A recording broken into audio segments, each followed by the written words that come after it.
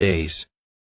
8th, it's the Oxford accent, old girl. It makes me sound intelligent and James Bondish. Up for a spot of the old cloak and dagger, eh, what? Nigel Moore. The Northwest Volunteer Army established what amounted to a provisional capital in the Lewis County Bandit Country, in the twin cities of Chehalis and Centralia, Cody's old hometown.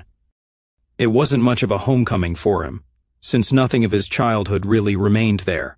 2 days after the president's speech, around 600 volunteers quietly deployed from trucks and buses that rumbled into town in the pre-dawn hours, and took over the local government offices, the police stations, and the major utilities to make sure that the water still flowed and the power stayed on.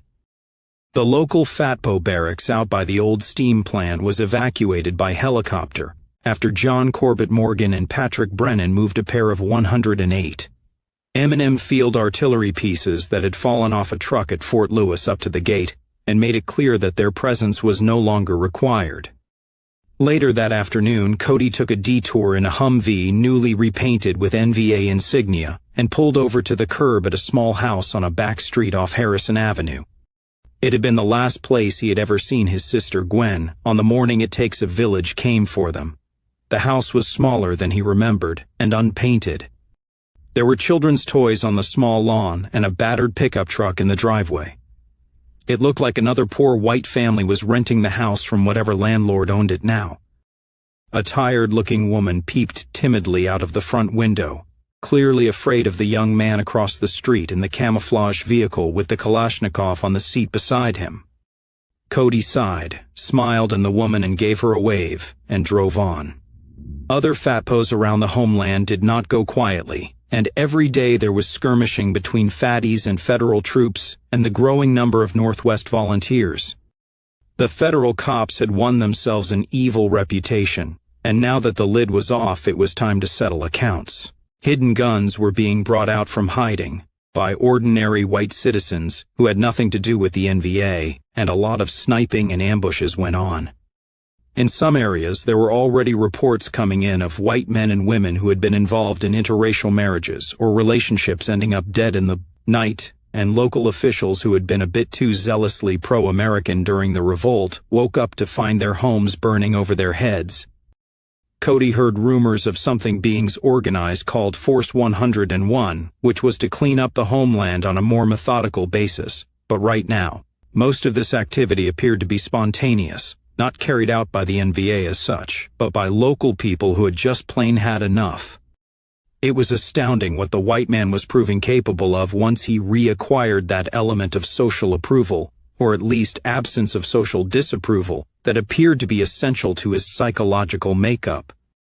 The Army Council members and other major party formations remained dispersed across the homeland to make sure that a single attack could not wipe out the entire rebellion. Command structure, but several major arms of a new administration were established in Chehalis, including the beginning of what amounted to an embryonic civil service. The new bodies included a media group which was already calling itself the Northwest Broadcasting Authority, that took over a local cable and UHF station and began broadcasting the rebels' version of news and events, along with anything else white they could find. Cody was amused to turn on the tube one day and find a Brady Bunch rerun. The rural areas of the new homeland were not difficult for the rebels to take over. The Pacific Northwest was a huge place, impossible even for a mighty empire like the United States to saturate with soldiers, and it was this size that had given the NVA the vital maneuvering room and had taken the place of the foreign bases which had always been considered necessary for the success of any guerrilla insurgency. Long ago there were some people who wanted to try and establish a homeland in New England, or set up little enclaves in the Midwest, Morehouse said once in Cody's hearing. That never would have worked. All other considerations aside, we had to pick a large area like the Northwest to give us scrapping room. In any smaller, the feds could have concentrated their forces a lot tighter. During the independence struggle, the federal forces had always been scattered very thinly over the territory which lay outside the main population centers and the interstate highways that connected them. The rebellion had developed into a classic colonial war pattern. The cities in the daytime were under federal control, but the countryside and the night belonged to the guerrillas. Within a matter of days after Chelsea Clinton's speech, as the writing on the wall was read and understood, large swaths of rural Washington, Oregon, Idaho, and western Montana had seen an exodus of American military and paramilitary forces, American law enforcement, and American authority in the form of government officials and bureaucrats.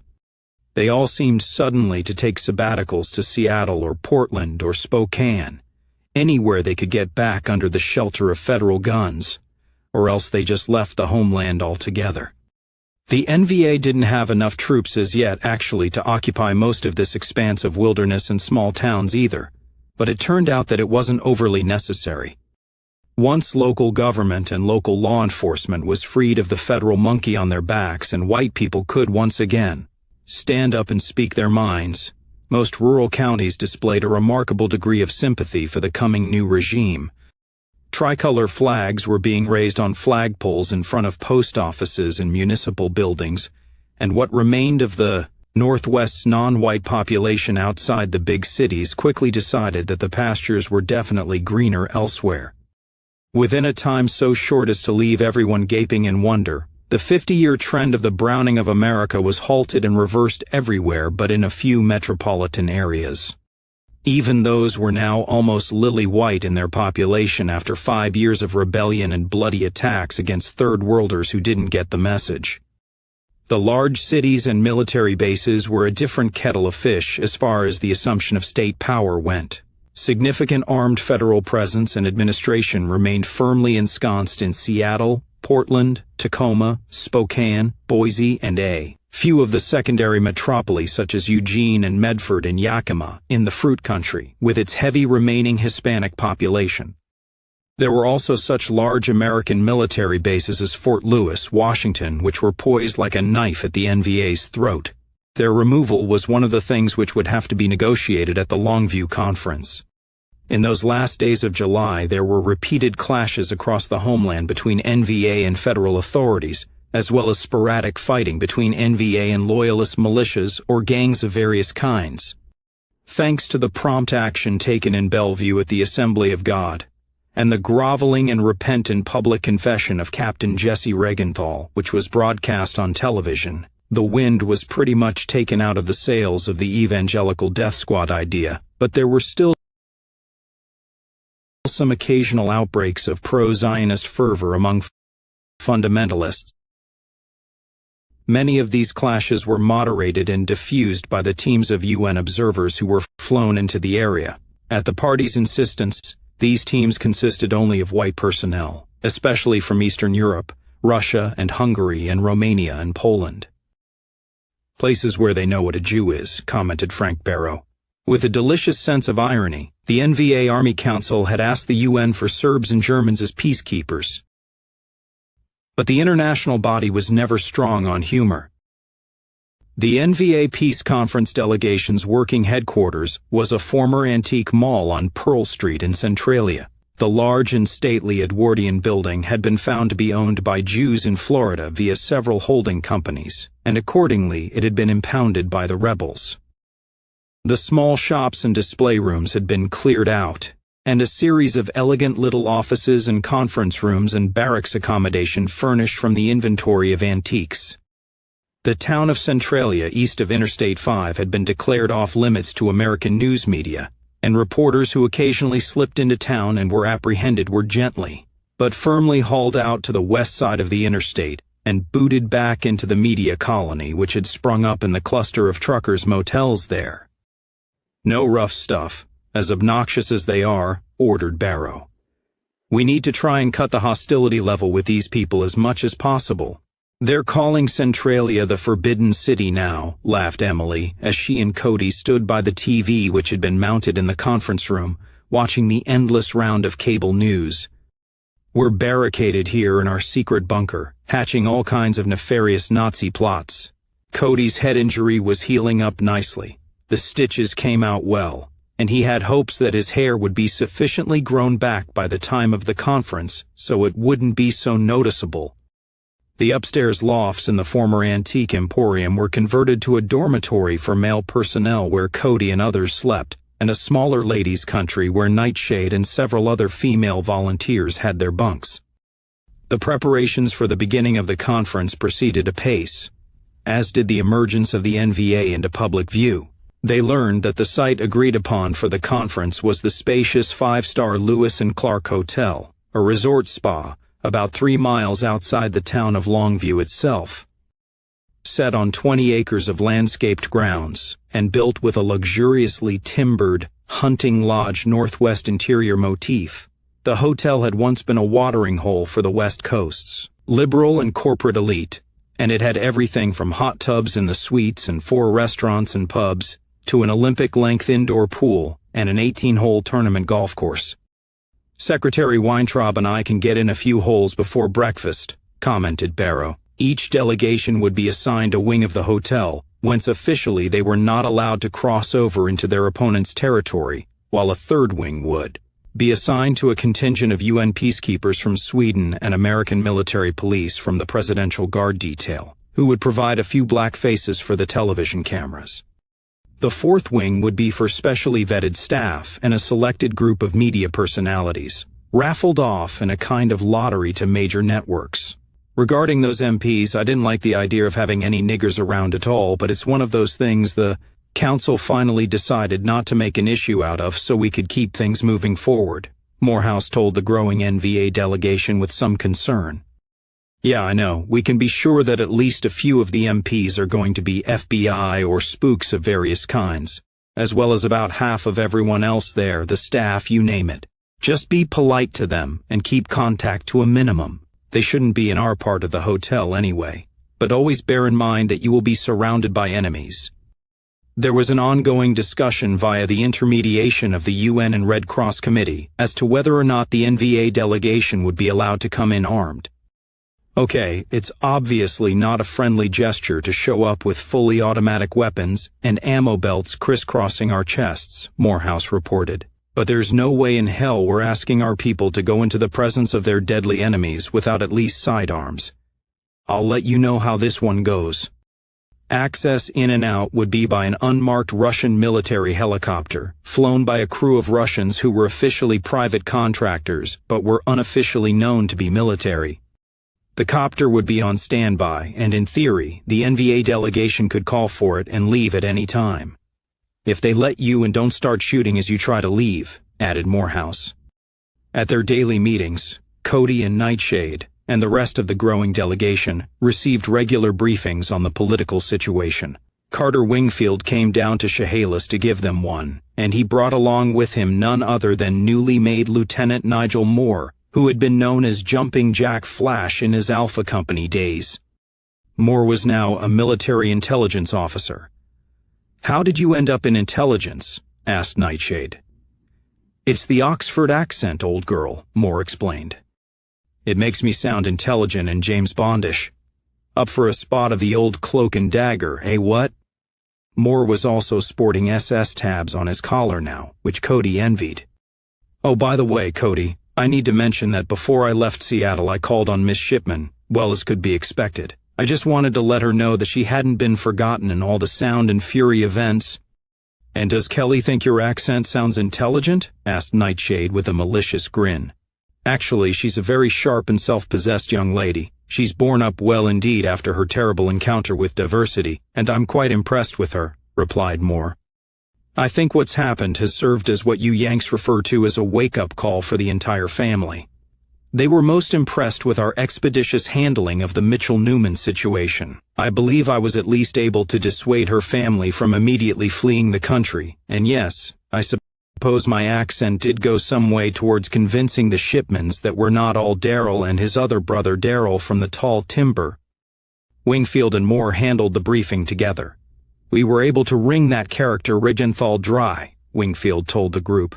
"For those of you who don't know, that's the American Army officer that Lieutenants Brock and Nightshade helped us catch getting up to no good at a church in Bellevue a week or so back. We also arrested a half-assed preacher named Sheldon and took them down to the old Fatpo facility in Renton. Neither of them liked the available seating arrangements, and they spilled their guts. Literally, they puked in terror, but after that they couldn't tell us everything they knew fast enough. Sheldon was just a common or garden variety American dumbass. But Regenthal turned out to be a mine of information, and putting it all together with what we know from the media and from other sources, here's the scoop. It turns out that Comrade Nightshade was spot on that day when she said that Israel is in trouble. Big trouble. I'll let Lieutenant Moore give you the background, since he's the one with the degree in political science. My degree course in the ivied groves of academe was interrupted by special branch, actually, said Moore diffidently as he got up at the head of the table. But in order for us to understand just what is going on in the upper echelons of power, I need to go over some recent history. I'm sure that you all know this, but bear with me, it's relevant. On September 11, 2001, someone hijacked 4 passenger aircraft and crashed 2 of them into the World Trade Center in New York, and 1 into the Pentagon in Washington. The 4th one crashed in mid-flight, and no one knows for certain what the target was. Muslim extremists were immediately blamed, of course, and it is known that there were 19 young Muslim men from Egypt and Saudi Arabia on board who appear to have known one another and who might have had something to do with it.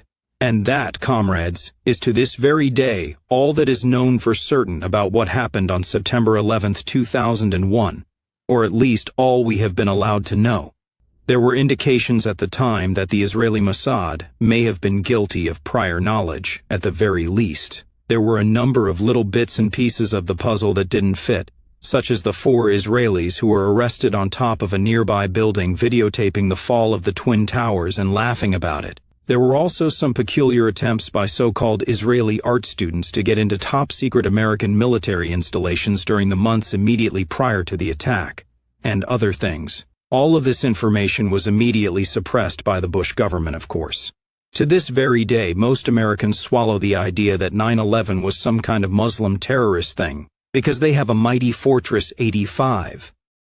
Never been told the full story, and it is by now entirely clear that the United States government does not intend that the full story shall ever be told.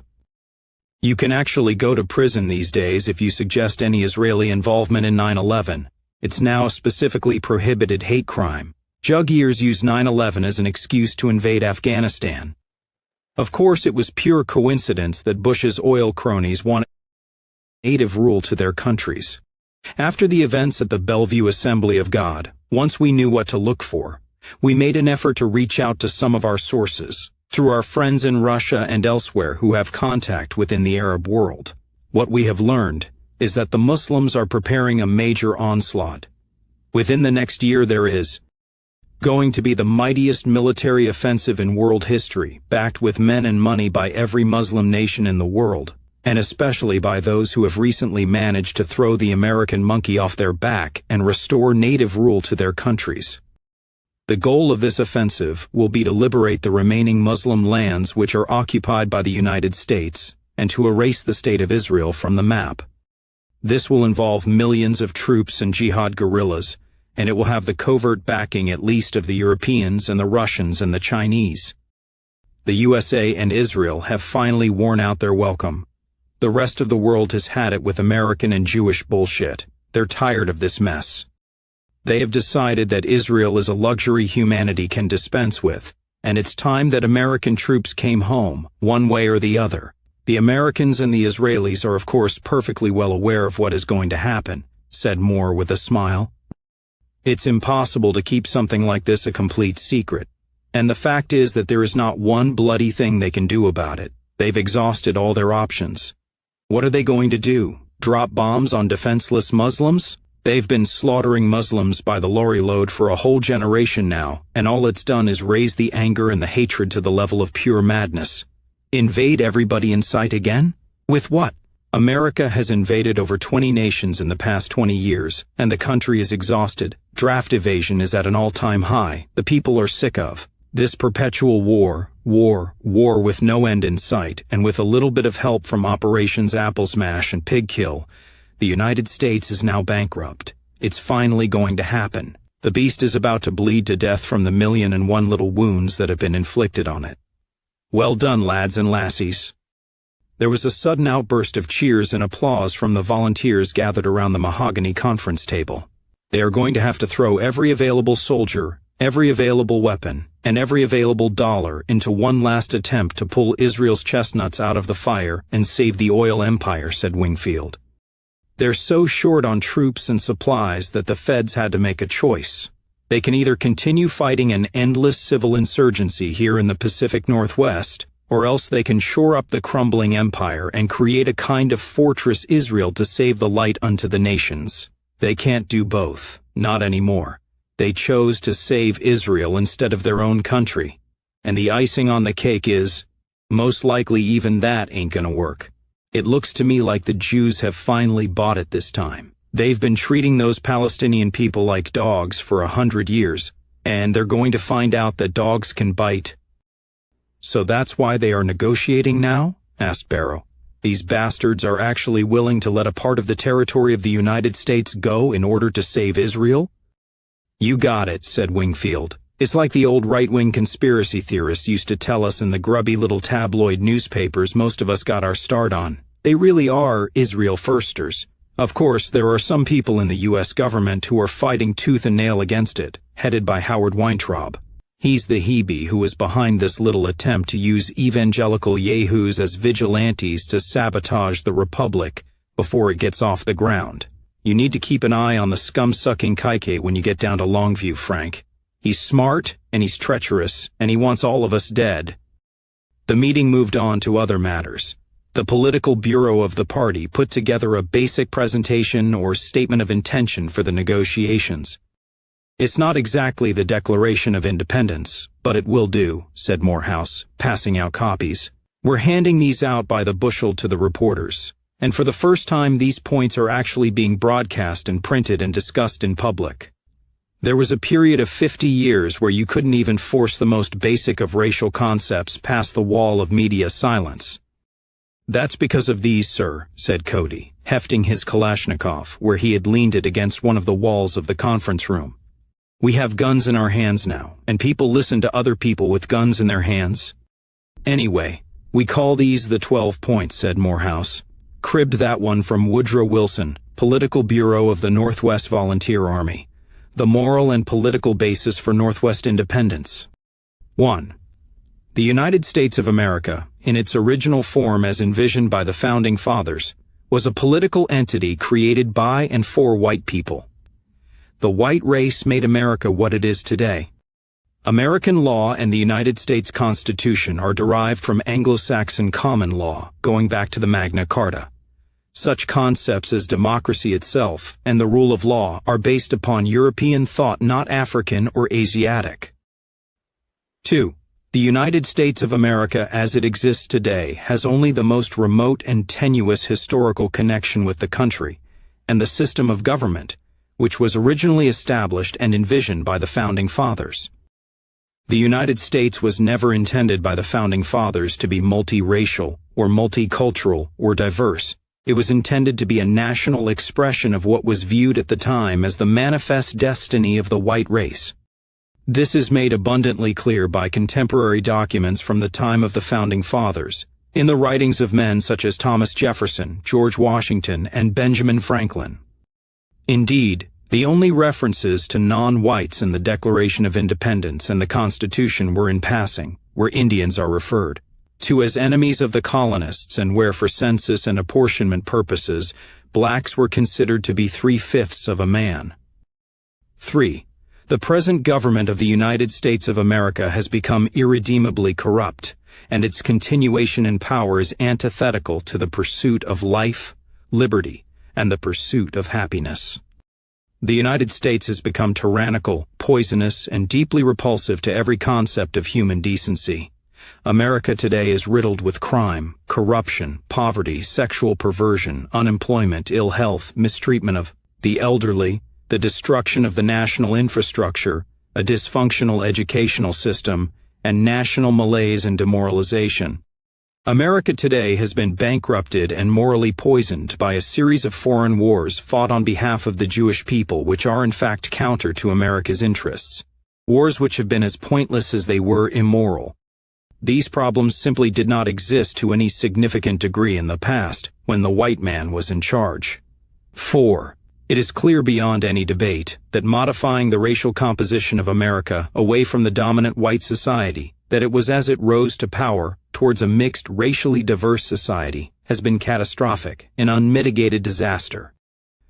Diversity does not impart strength. It creates weakness, division, chaos, corruption, and deep social sickness. Diversity has ruined America.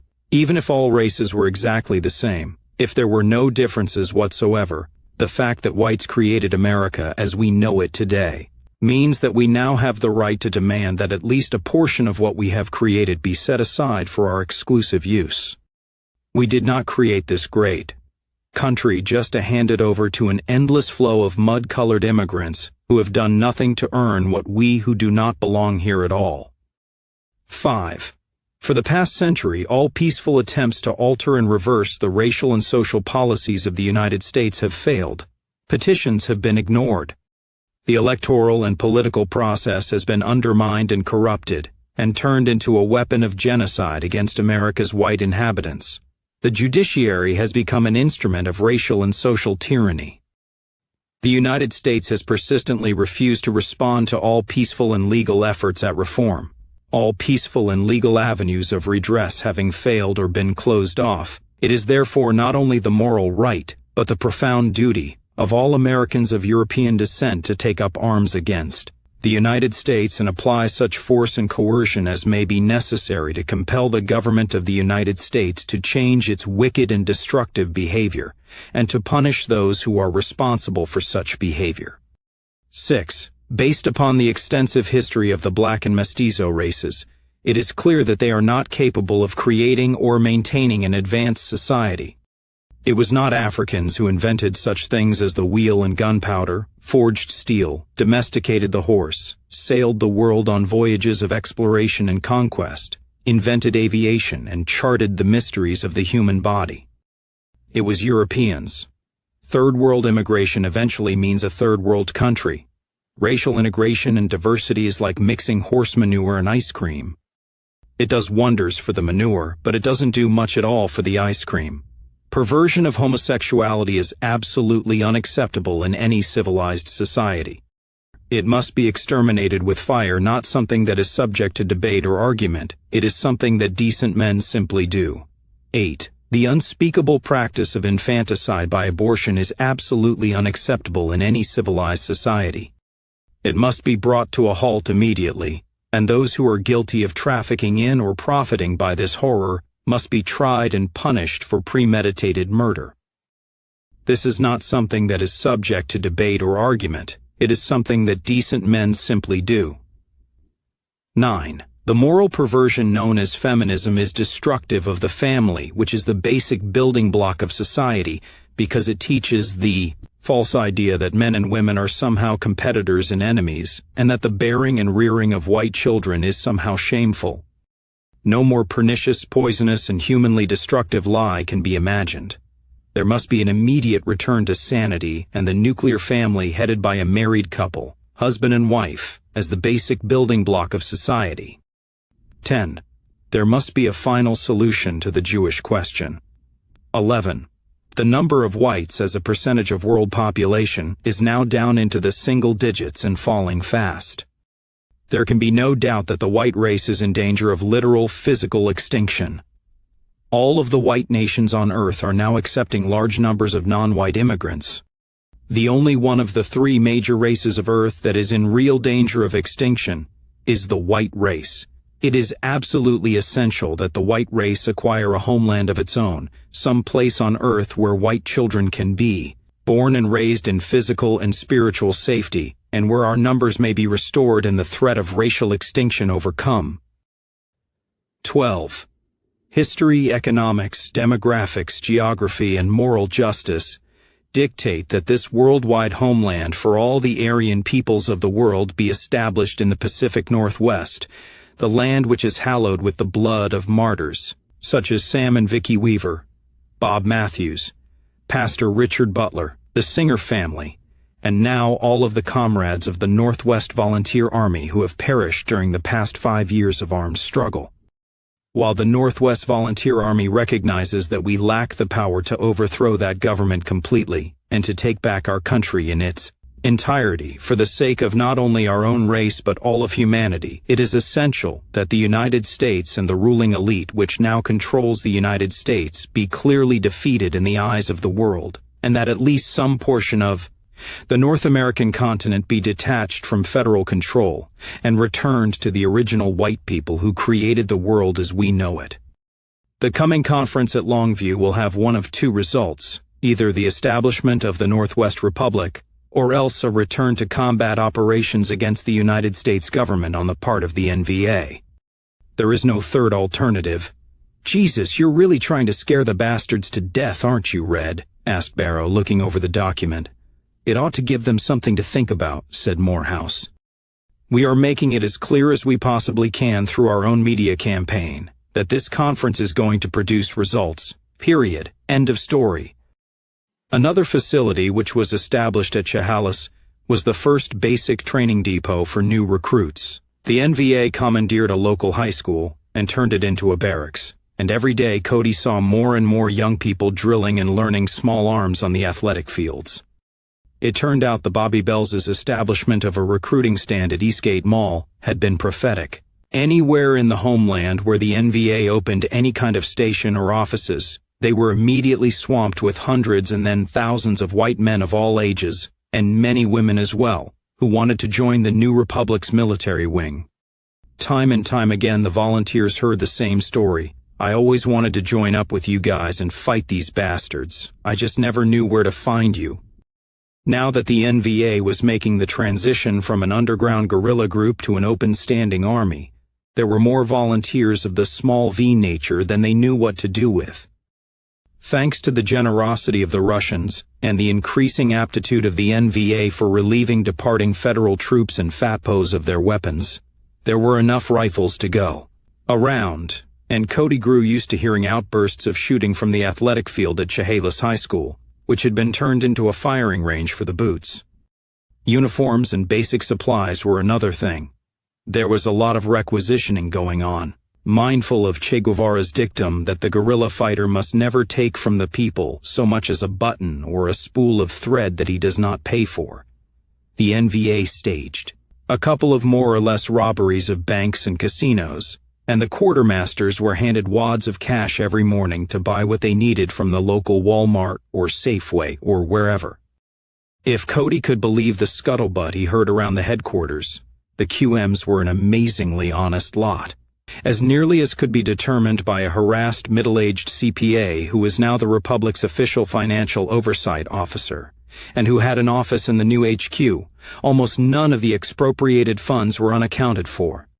More significant were the numbers of white U.S. military and even FATPOs who were deserting to the side of the NVA, in some cases even bringing with them their American tanks, helicopters, artillery, and other equipment.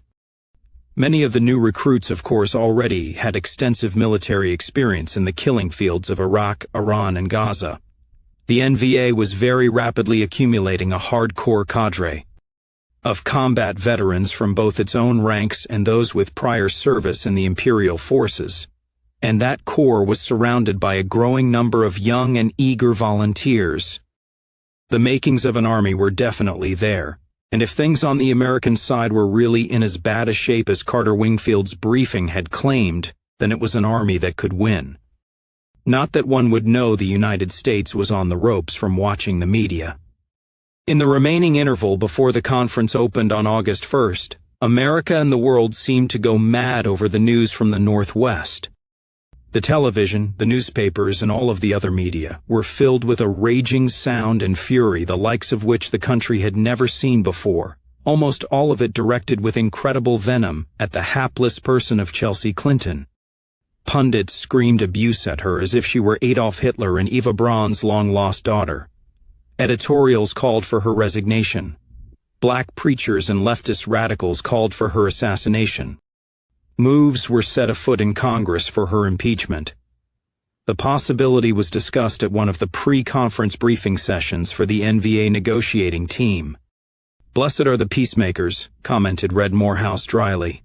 "Impeach my ass. rumbled the gigantic John Morgan in disgust. Hell, those yay-saying leeches in Congress impeached her daddy and her mama both, but they didn't have enough guts to kick their asses out of that White House. Not when her daddy got caught sticking it where he shouldn't, or when her mama got caught ordering people murdered that she didn't like. Wonder if they'll remove Chelsea for the horrible crime of saying our name on TV. Be an interesting world record for the Clinton family, replied Frank Barrow with a laugh.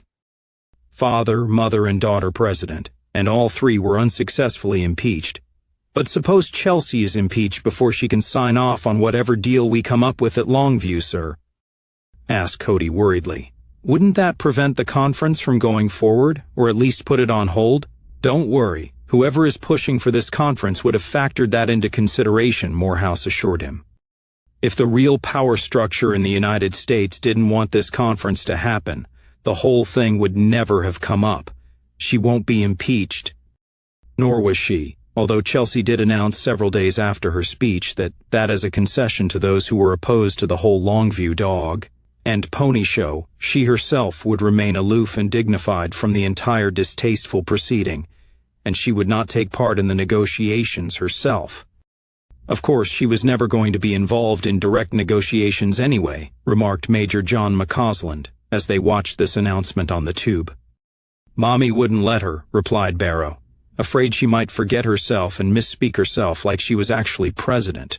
McCausland, an identity minister of some renown as well as an NVA combat officer, had arrived in Centralia during what was now coming to be referred to as the July days, the period of about a week. After the president's speech, when there had been sporadic outbreaks of fighting and mob violence across the Northwest, and the Fatpos had been driven back into their barracks preparatory to their final departure from the scene.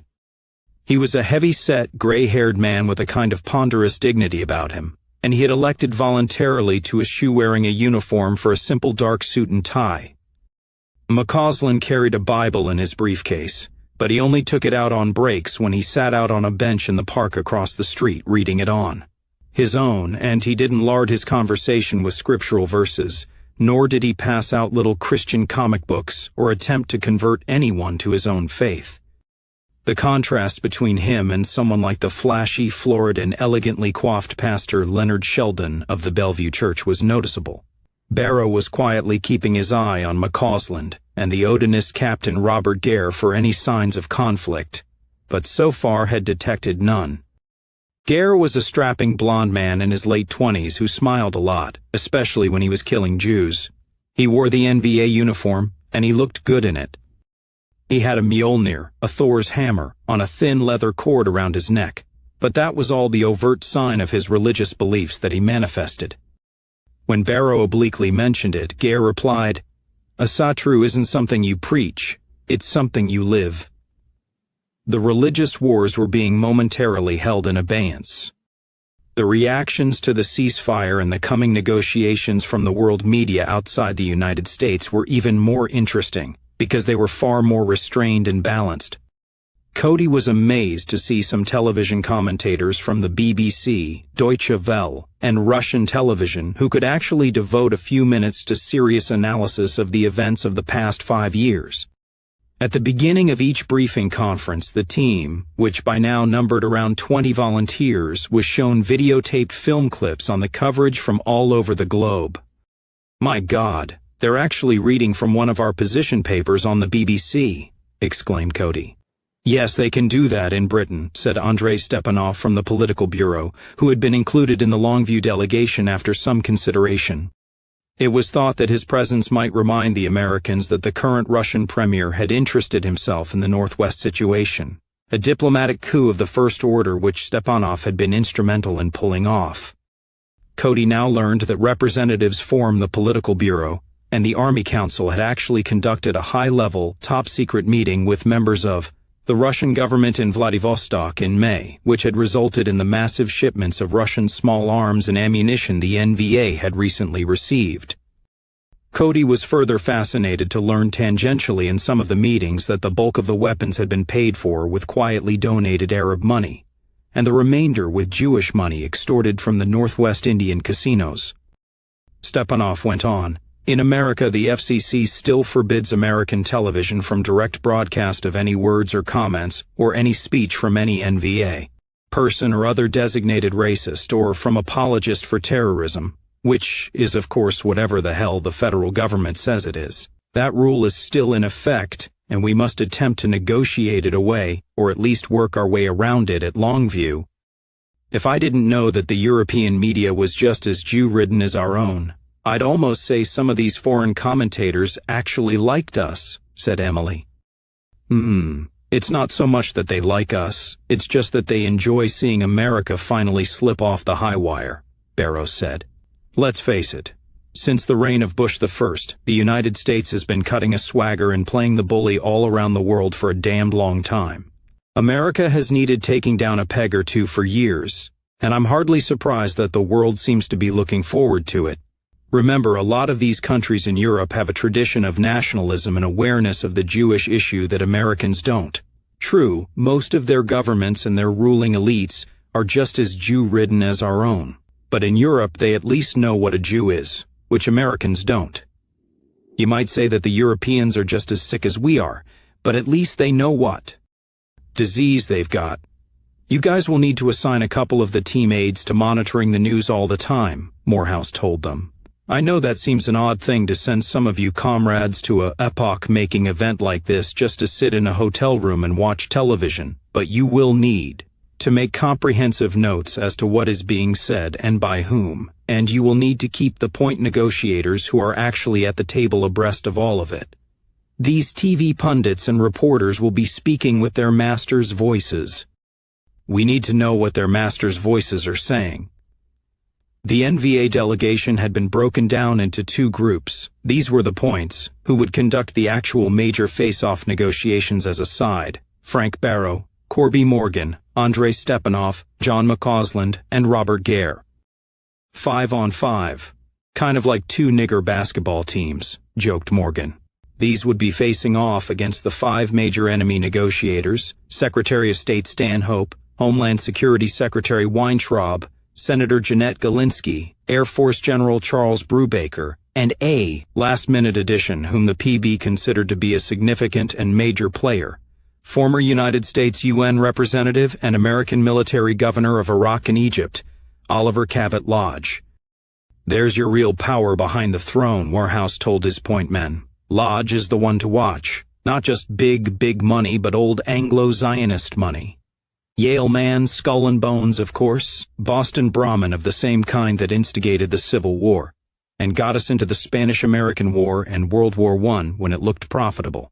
The same gang of high-nosed suits who could have stopped the Jews from instigating World War II if they'd wanted to, but who did not because they saw immense profit to be made, and because they hated Adolf Hitler like the fires of hell. Those were some of Lodge's immediate ancestors who did those things, by the by.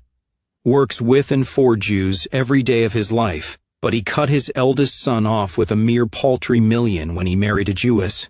He'll do their hatchet work for them, but his country club is still completely Gentile.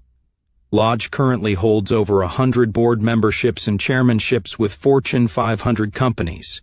His forte in the Middle East was structuring Arab puppet governments to maximize profits to American business, through making sure that every dollar in those poor, benighted countries went into American corporate pockets. He learned Arabic himself to do it. The man is thorough. Lodge unquestionably caused more suffering and harm to those wretched people than Brubaker did with his bombers. This guy is the original buccaneer capitalist. In the 17th century, he would have been a pirate, and he would have been knighted for his efforts. He has probably earned more money for his class in his own quiet way than any other man in history. My guess is that Stanhope will do most of their talking, Brubaker will bluster, and the Jews will do a lot of screaming and yada yada. Listen to what Stanhope says and watch what Lodge does. He will probably sit back and be quiet, mostly listening.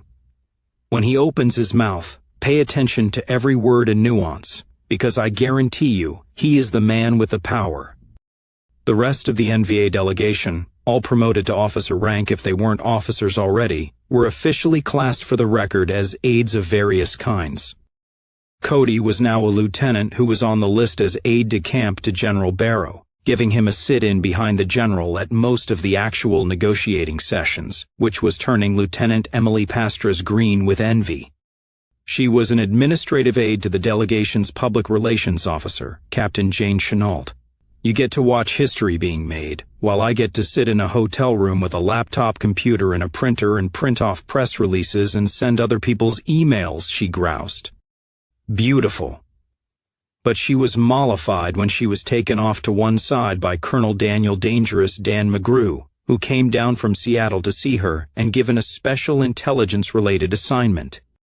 Cody politely forbore to ask her about it, and she did not discuss it with him beyond telling him, "I'm supposed to seduce the Secretary of State," a line Cody wisely decided to leave alone. Every aide had some kind of unofficial left-hand job. Cody was the Yiddish speaker, and he was to listen in under any circumstances possible and see if he could catch the Jews in the enemy delegation in what they thought was private nattering. Nightshade had her secret assignment. Lieutenant Olaf Olafsson was to liaise with the Swedish UN peacekeeping team, who were theoretically there as guarantors of the peace, although being unarmed there. Wasn't much they could do should the United States decide to violate its pledged word, a by no means unknown event in history.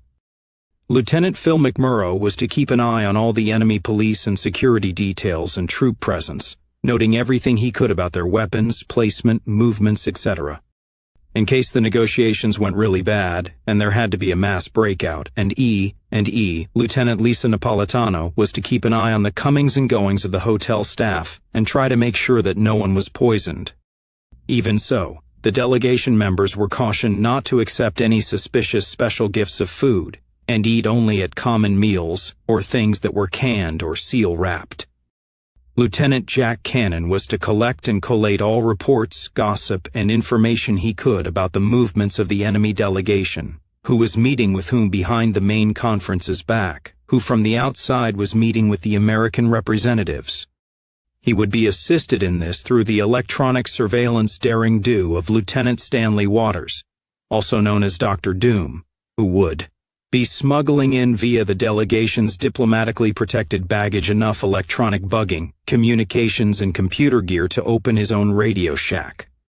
Doc Doom's job would be first off to bug everything he could, and secondly to debug as much of the federal surveillance gear as he could. Emily's immediate ostensible superior was a statuesque and impeccably groomed, late 30-something blonde woman who had been a fairly late addition to the NVA delegation. She had arrived only on the morning of July 30th, in fact. At that day's briefing, Morehouse had called her before the group in the antique-bedecked conference room and said, "Comrades, may I introduce Captain Jane Chenault? Comrade Chenault will be acting as our public relations officer during the negotiations, meaning that she stands up in front of the cameras and reads all our official statements and all that kind of thing." Cody had to admit privately that Captain Chenault filled out the khaki uniform shirt much better than Emily. That is her official role. Unofficially and more importantly, she will be acting as our agitprop and psychological warfare officer. She has a degree in psychology from McGill University in Montreal and a master's in marketing. She has been working with the 3rd Section's agitprop department in one of our covert installations across the border in BC. And she's the closest thing to a trained publicist we've got. Nor will I deny that part of her presence here has to do with the fact that she's probably the most photogenic spokesperson we could find. Caught in my beard? Well, Jane's more than a pretty face, I promise you, said Morehouse. She is responsible for most of our internet propaganda, and she's why it looks so good and says so much in a 10-second pop-up. You need to listen to her on anything regarding image and presentation. I can't emphasize enough that you're not only going to be negotiating with a team of enemy government officials, you're going to be trying to convince an entire nation, and indeed the whole world, that this is the best thing that could happen. Thank you, Colonel Morehouse, said Jane Chenault. I'm sorry I'm getting here so late, comrades, but since the President's speech, the RCMP and Canadian military have stepped up their security along the border of the Republic, and I had to walk over near Oroville and then make the necessary connections. What I will be doing is vetting the media image that the NVA delegation to the Longview Conference presents to the media. It's true that this isn't going to any kind of referendum or popular vote, But whatever treaty or agreement is worked out will presumably have to be confirmed by the United States Senate or perhaps by both houses of Congress. And so to some extent, we're playing to the members of Congress as an audience. As you know, elections haven't meant much of anything in the United States for a very long time, but the U.S. is still very much a poll-driven and PR-driven society, a marketing-based society if you like, and the American negotiators are going to be responsive to the public mood. That is to say, whatever mood the multinational corporations who control the media and the government decide to create for the public, eh? I know that the media reaction has thus far been almost completely negative, but I will be very interested to note what kind of spin the corporates put on things as the negotiations progress. In other words, does the power structure in the USA really want this to happen? If they do, they'll really be trying to sell it. If not, we should be able to tell from analyzing the media coverage. Spin always comes from the top down. Now, all of you are going to be under intense pressure by the enemy media representatives. They are going to try to peel you off from the main body of the delegation, get you off alone somewhere, and they will flatter you and cajole you, try to bribe you, try to trip you up. They want to get you to say things. It's going to be very hard for you to avoid dropping offhand remarks, eh? Even just to tell the media reptiles to piss off. But you have to resist that temptation, because you never know when even a casual remark will be picked up and misconstrued and twisted into something significant that could impact the negotiations. The slightest thing you say could upset the whole apple cart. You must not do any independent media interviews, and you must report all media contacts to me so we can analyze them and see who's up to what and how we can put our own spin on it. I'll confer with General Barrow, and we will have daily media briefings for the press contingent. And by that I mean not just briefings for the media, but briefings within the team itself, bringing you up to date on what the media is saying about us and how we need to present ourselves. Most of you comrades have been in combat. I admit I haven't, although I have been shot at a few times, including on my way down here, if that helps you with my bona fides. But I think most of you will understand that psychological warfare is just as important as actual fighting, and I don't think it's too exaggerated to say that this coming battle in Longview will be won largely on psychological grounds. After the meeting, Barrow called Captain Chenault aside into the broom closet with the Chippendale desk and the rotary fan that was serving as his office. "You're Canadian, comrade?" asked Barrow. "You also know that's going to make it damned near impossible for us to take any part of Canada with us into the Republic? I have to admit, I feel somewhat uncomfortable and ashamed at having you along," said Barrow. "All I can tell you is that I will do my very level best to bring at least part of Canada with us into the Northwest Republic." "Look, General, you have other things to worry about, eh?" she said. "Yes, I hope that you can bring in at least part of Canada. But this whole thing is about the greater good of the white race worldwide. I firmly believe that one day the spark we have lit here in the Northwest will catch fire all over the white world, or what's left of it, and that someday not just the western provinces, but all of my country will be free of Zionist rule. Do all of our Canadian comrades feel like that? No, sir, she admitted. A good many of them feel very bitter and betrayed. And so they should, replied Barrow with a heavy sigh. You understand this thing could get very rough?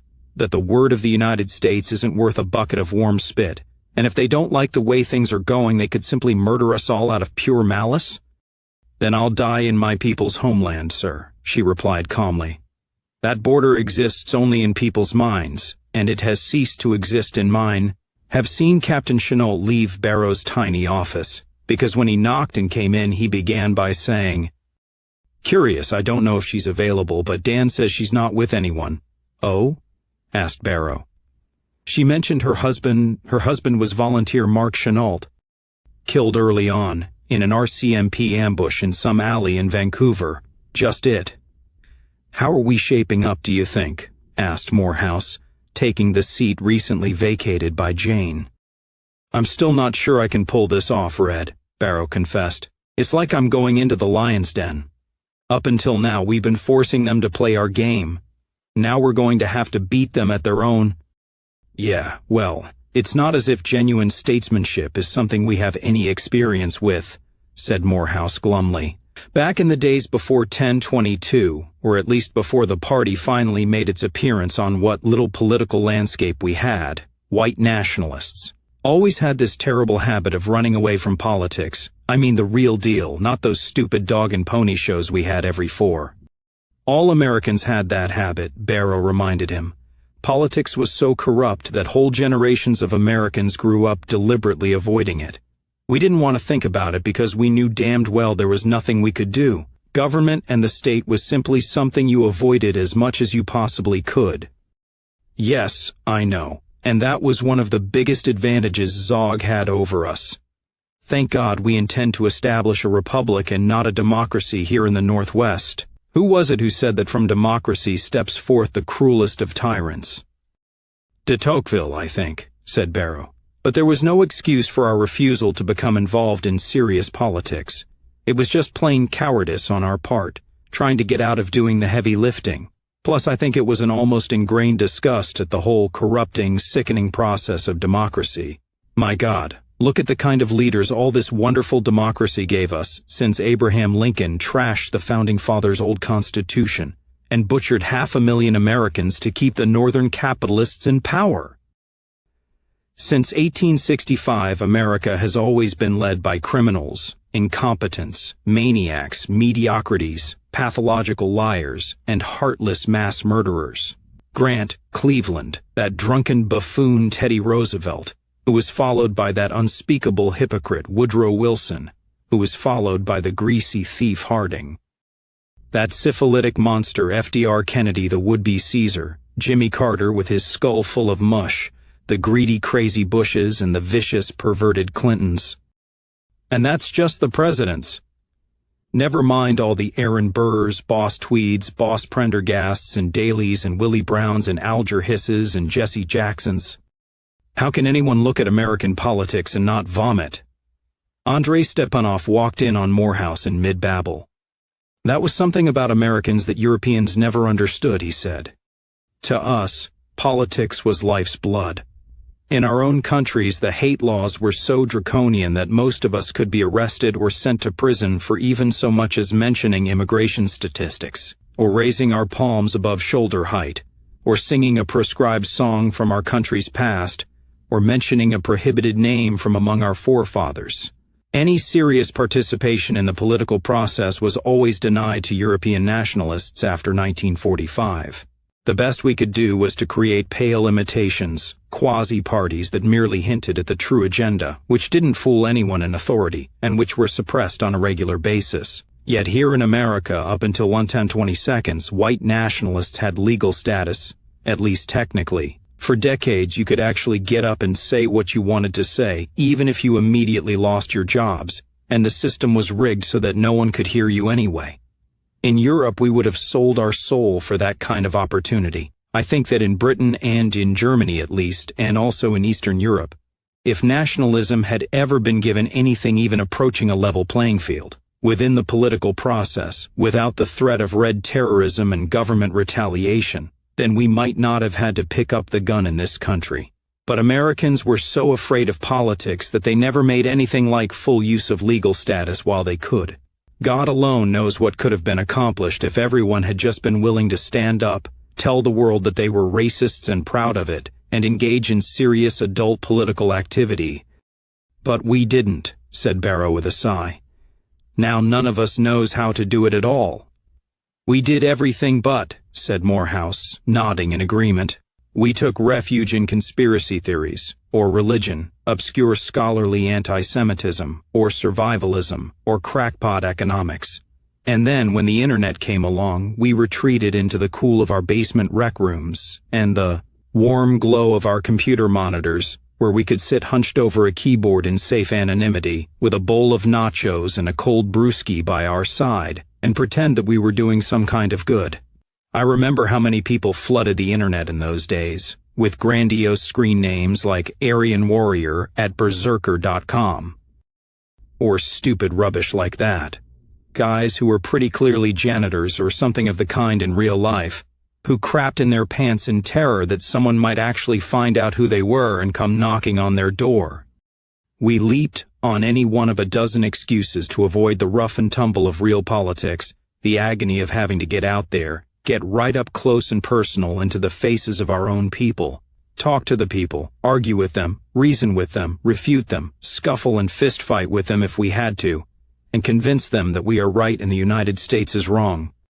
Our skins were as thin as tissue paper, and we were like neurotic children who couldn't handle rejection or contradiction without going off into a corner and sulking.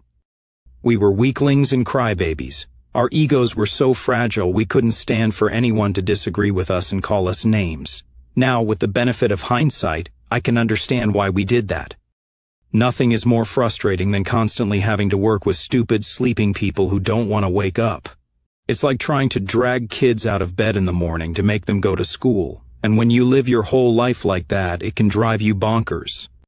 The fact is, Frank, that we're facing the same problem now, Stepanov said. At some point in time, the Northwest movement must take the leap from being a tiny revolutionary vanguard to being a mass movement. That time is now, said Morehouse. We have to obtain the consent of the governed that has already been forfeited by the United States. That means we are going to be forced to get out there, go to ordinary dumbass people, and convince them that we are right, not just beat them into submission. If we try that, then we'll lose in the long run. Yeah, I've heard Bobby Bells expound on his ideas about baseball bats. And up to a point he's right.